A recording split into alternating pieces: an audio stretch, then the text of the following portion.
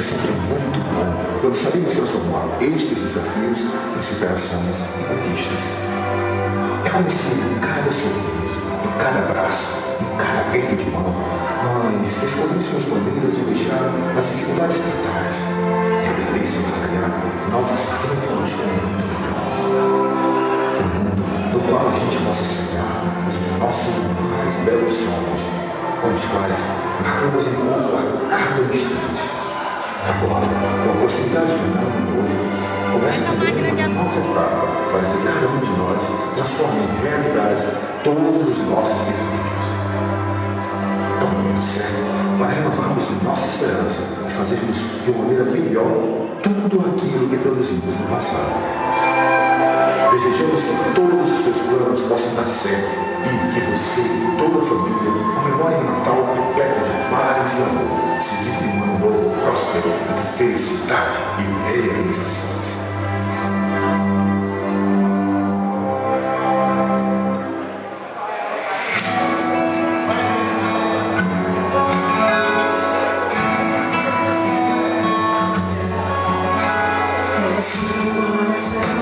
Vai te levar por caminhos que a alma pede. Fé e coragem para encarar, e seus pés saberão aonde ir. Com segurança e apenas acreditar, sua dança te faz viajar. O que era sofrido agora